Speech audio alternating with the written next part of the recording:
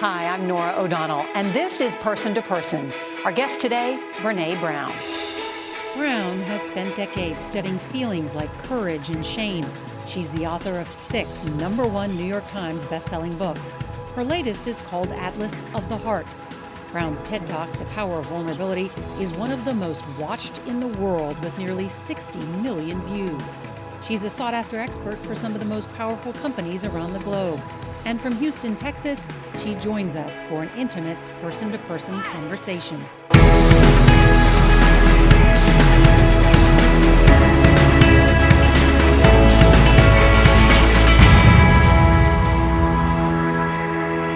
Brené, so good to see you. How's my fellow Texan? Oh, God, doing okay. How are you? I'm doing very well. You know, I think about person to person. It's the most intimate conversation that someone can have with another. Yeah. Do we have the tools, the language to truly connect with one another? I think there are limits. I think we do have some of them. And obviously we are connecting with other people, but I think we need language that is as expansive as our experiences. And so that's my hope, is to help make a contribution in that area. There are a lot of other great researchers and writers doing this work, but my hope is that we can find tools in language to help us connect both to ourselves and to each other. Yeah, and this is not just an idea that you had. I mean, you did the research. You interviewed more than 7,000 people. And what did you find about how people express themselves? Yeah, we asked everyone to write down all the emotions that they could identify in themselves as they were experiencing them. And I guess the mean or the average would be probably 7. And the average was 3. I can identify happy, sad, and mad. And I thought, oh my God, what happens to us and what happens to the connection that we have with ourselves and other people when we have to shove really diverse experiences and emotions into just 3 big buckets? Like, what happens when it's actually not anger or sadness, it's actually disappointment, or it's even more profound than sadness, it's despair or hopelessness or, anguish. And so that really got me thinking. Actually, I'll tell you what happened, Nora. The first thing I thought of when I was reviewing that data with our team was a quote that I came across in undergrad in a philosophy class. It was Ludwig Wittgenstein, and he wrote, "The limits of my language are the limits of my world." And I was always so moved by that. And I thought, God, the world of connection that we have within ourselves and between us is so limited if we can't really communicate what we're feeling. Well, as a philosophy major, I love hearing that, Brené. And I totally, I was, yes. And so I totally agree with you. And I think too, it's interesting in sort of diving in and exploring our own personal relationships with emotions. I mean, and you write about growing up in a very tough, suck it up and get it done and don't talk about my feelings family. I think many people can relate to that. Yeah, I mean, it was interesting. I've been thinking about it a lot. I did a podcast recently on Atlas of the Heart with my sisters, and we were talking about what did we learn about emotion growing up. And I think the conclusion was, and I can't believe after all these years of therapy, this was an aha for me, but I think the only emotion that was allowed was anger, because there was some toughness around it. And so we could be mad, and we could be like, man, I'm so mad at, Ashley. But what was off limits was, man, Ashley really hurt my feelings. And so I think what I still have to work on today from that, because let me make no mistake, a part of emotion is biography, like what we were taught to believe about feeling certain things. So today I have to be really careful about defaulting to anger when I'm feeling different things. And, and you say that resonates for a lot of us. I think we live in a world where it's easier to be angry than it is to be hurt. Well said. Well said that. And we see that in many aspects of what's going on, certainly the news that we cover every day. And so you wrote this book about Atlas of the Heart, which I think now you're an emotional cartographer Brené, really of map making one of the most difficult things, but really interesting, 87 emotions and experiences that you really go through to help guide us here. So explain this. I mean, how closely is understanding and naming your emotions tied to learning and to growth? Oh, man. And this is, I'm leaning into the research of a lot of different people here. Mark Brackett, Susan David.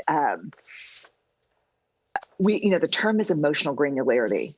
How granular can you get when you're identifying what you're experiencing?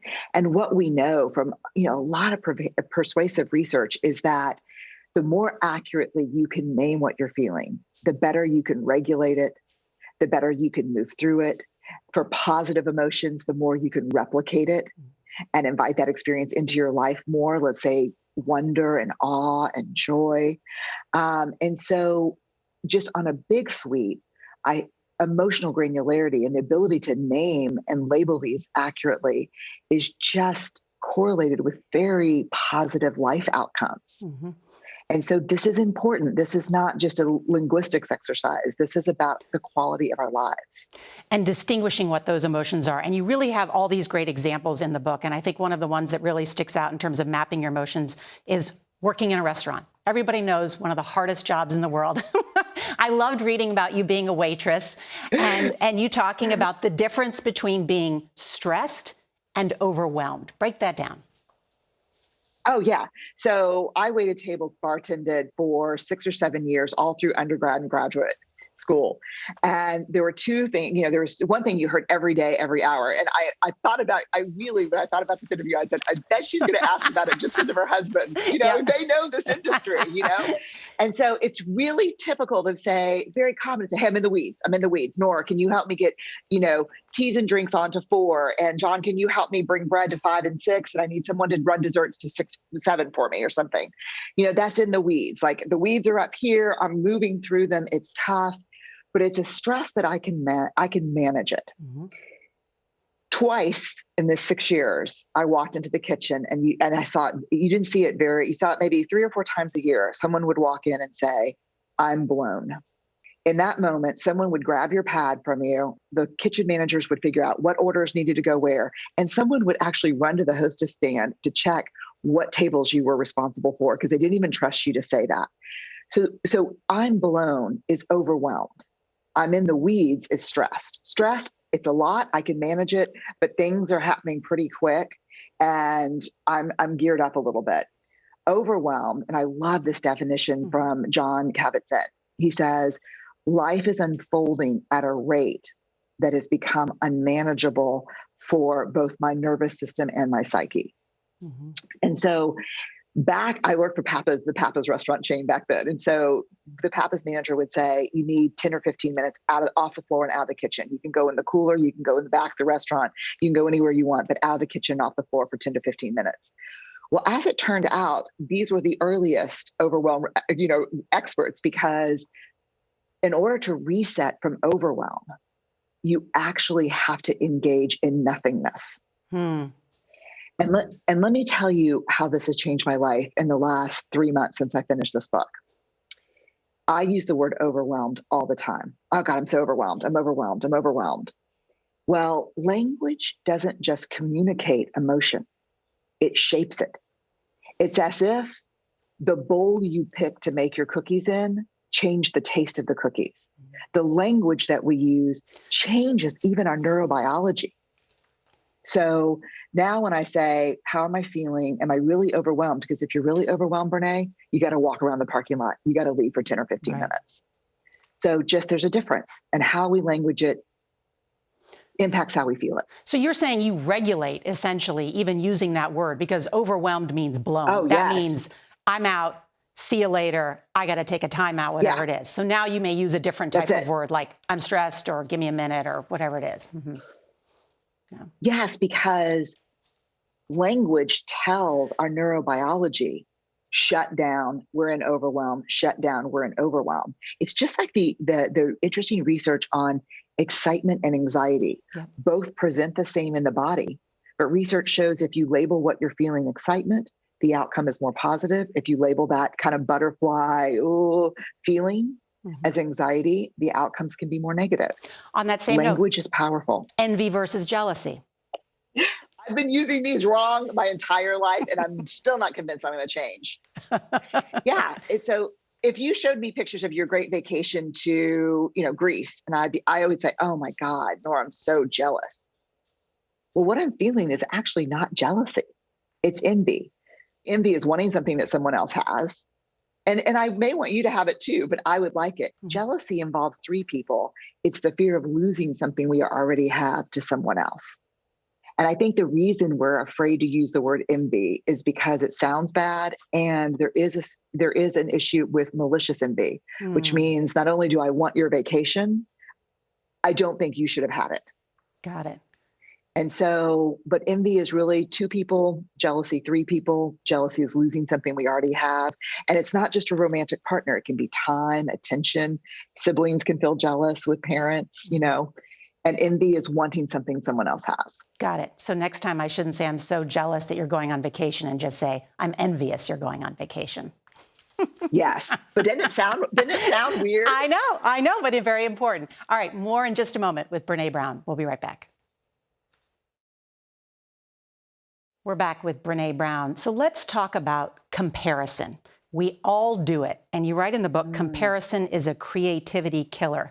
Comparing ourselves to others leads to fear, anger, shame, and sadness. But I mean, come on, don't we compare all day long? Okay, so this has been another, I'm telling you, this book is tough on me, but it's been helpful. I've studied emotions for 2 decades, and recognizing how off I've been about some things has been humbling, to say the least. I am a very comparative person. And so I tell the story in the book about I swim to work out a lot. And if I accidentally end up pushing off at the same time from the wall as someone next to me, I race them every time. And it doesn't matter if it's a 25-year-old triathlete who's 6'5" or an 85-year-old woman. I'm taking you down, to the point, this is tragic to admit, to the point that about, a couple of years ago, I hurt my rotator cuff racing a guy next to me who was like a professional triathlete. I don't know what I was doing. So what I learned when I was writing this book was a couple things. One, to compare is to be human. We compare reflexively. So the intervention point is not, Brené, stop comparing. Where the intervention point is what we do with the data when we compare. Right. So if I walk into a room, I'm just reflexively, probably related to survival, going to compare. But what I choose to do with that information or how far I take it is up to me. The other thing I learned is that there's researchers talk about upward comparison and downward comparison. So if upward comparison is racing the 25-year-old triathlete, downward comparison is beating the 85-year-old who actually just walks and kind of moves her arms as she's going down the lane. And both of them can leave us feeling bad. And it's true. I remember the day I raced the older woman. She was in the locker room. She's like, "You okay? You all right, hon?" I was like, wow. Oh God, this is so humiliating. But I want to drill down on that point because I first thought about or learned about this concept from Lisa D'Amour, who's a psychologist and has written the book Untangled, talks a lot about dealing with teenagers, and I have teenagers. The idea about pathologizing emotion. Sometimes we pathologize stress, we pathologize anxiety or other emotions. But sometimes in many ways, these emotions that we feel can be motivational. In some ways, is comparison good that it can be motivating to you, that we need something to motivate us, give us energy, give us that extra burst of energy, and some other things. Stress or anxiety, you have to label them correctly, but they can also keep them out of harm's way. If we're walking down the street and you hear something or you hear something in your house, that'll choose you to look around. How do you distinguish between pathologizing an emotion and knowing its proper use? So it's such an important question because it's something that I got to in this book that I've not written about before. And I think it's related to embodiment. It's about, I think we're so disconnected from our bodies that we see our feelings as always as red flags instead of allies. When my body says, Brené, you're really anxious, I used to think, okay, what's wrong with me? Power through, power over it. Something's wrong with me that I'm so anxious. And now I'm like, listen, invite anxiety to sit down for a second and say, what's going on? Mhm. And have I taken on too much? Or am I actually just excited? Like, I'm going to get to talk to Norah O'Donnell today. And is this anxiety or is this excitement? Mm. So I think emotions can be really helpful data, but we have to be in our bodies. I mean, look, emotion is biology. It's how we feel it. It's biography, what we were taught about it growing up and culturally. It's behavior. How do we show up in it? How am I acting right now in this? And so I think it's really important to be inside of our bodies and feel what we're feeling and get super curious about what that is. And I don't know about you, but not very many of us were taught to get curious about what we were feeling. Agreed. And I think, I think it's hard. Mm-hmm. And on that point, because I think defining, as you point out, having the proper language to define how you're feeling or those emotions is particularly important. And that moment, which is towards the end of the book, why everyone should read the whole book, is the point you make about near enemies in emotions. That sort of was like mind-blowing for us. It was a concept I came across maybe 15 years ago, and I didn't think about it much. It's a Buddhist concept. It talks about, for every virtue, and you could say it may be emotion, there's kind of a far enemy. So let's take compassion. And the Buddhist scholars say that the far enemy of compassion is cruelty. But one of the dangerous things around compassion is the near enemy, the thing that kind of looks and feels like compassion, but is actually very different, that drives disconnection. And the near enemy of compassion is pity. So if I see someone suffering and I am cruel in response, that's pretty easy to identify, right? But what about this near enemy of pity where I say, oh, you poor thing, bless your heart, that must be hard. And then I walk away feeling maybe good about myself, but I left the person who's suffering feeling even more alone in deeper grief, because the near enemies of emotion don't drive connection, they drive disconnection. And so we have to really pay attention to, I think, the far enemies we get in our culture. It's the near enemies, those things that masquerade, that are dangerous. And I think for anybody who's been in a relationship, meaning like a loving, or I should say romantic relationship, to be more precise with my words, the near enemy of love is attachment. Wow. This is not my work. This is the work of a lot of Buddhist scholars that write about how love is liberty and freedom, and attachment is hanging on and desperate need and control. So when I came across it, I've been working on this theory of how we develop meaningful connection with ourselves and others since my dissertation for 22 years. And every book I write, I'm like, this is it. I'm going to crush it. I'm going to nail it. I'm going to put this whole theory in the back of it. In every book, I'm like, I can't get there. And then when I came across near enemy as a concept, I was like, that's what I was missing, because the near enemy of connection, the far enemy of connection, is disconnection or shutting down or acting out. But it's the near enemy of connection that unravels relationships, and that's control. And whether we're talking about a politician and how they seemingly are super connected to a base, but is it real connection? Are they sharing emotion and being vulnerable, or leveraging emotion and leveraging vulnerability?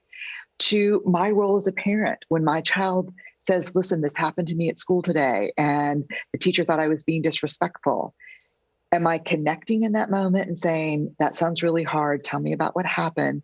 Or do I go directly into controlling that moment, saying, that is absolutely unacceptable. I need you to send an email this minute. I need you to apologize.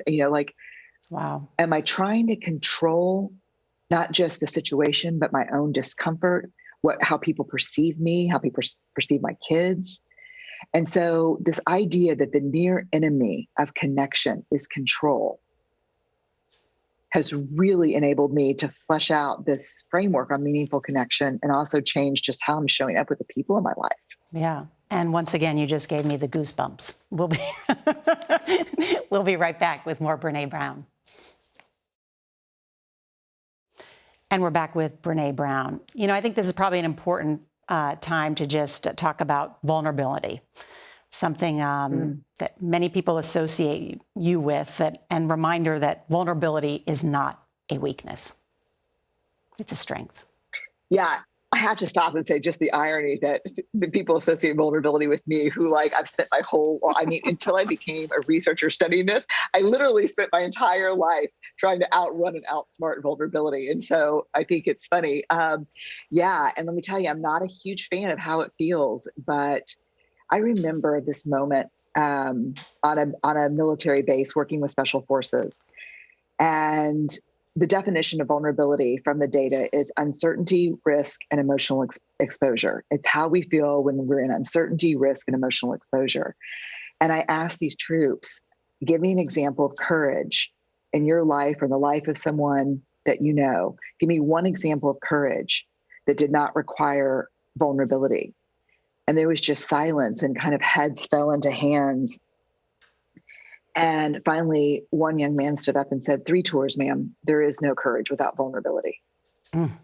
And a week later, I am working with Coach Pete Carroll and the Seahawks. And I asked the same question of the players. Give me an example on the field or off the field of courage that doesn't require vulnerability. Tell me about courage that doesn't require uncertainty, risk, and emotional exposure. And of course, they wanted to huddle first. And they get together and they came back and they said, no, ma'am, it doesn't exist. Yeah. You know, there's no vulnerability there's no courage without vulnerability. And I think this is the big milestone of adulthood. The vast majority of us were raised to believe that vulnerability is weakness. But at the same exact time, we were told that we had to be brave with our lives. And I think the thing that we spend our adult life reconciling is that we cannot be brave with our lives if we're not willing to show up and be seen when we can't control the outcome. And so it's the big challenge. And I know that's why you love Ted Lasso as much as I do. I do. I mean, it's vulnerability every week. Right? Every week. And the writing is good. so fabulous and the characters are so good. But I feel like we're watching everyone be honest and vulnerable with their emotions. It just plays out. And it's amusing and it's heartwarming and it's just inspiring. I mean, I don't have all the words to just, and entertaining too, you know, all of it. It's the best of us. I think it's the best of us. And we need to see that right now, because I think in vulnerability, to be honest with you, the default is not courage. In vulnerability, the default is self-protection, mean-spiritedness. We see it in the world today. To choose courage in the midst of vulnerability, I think is who we want to be. So I think that's why we love the show so much, because we see people doing it. Agreed. Even Roy Kent. I know. I was Keely for Halloween. I had my I Love Roy Kent sweatshirt on and a little Keely gold necklace. Yes. I love it. Yeah. Well, Brené Brown, thank you so much for mapping out our emotions, and congratulations on your new book, Atlas of the Heart. It's sort of the type of book that someone will just keep going back to when you're feeling. Someone say, how do I define this? How am I feeling? It's going to be like the dictionary that sits right on your desk. So thank you, Brené Brown. Thank you, Nora. Take care.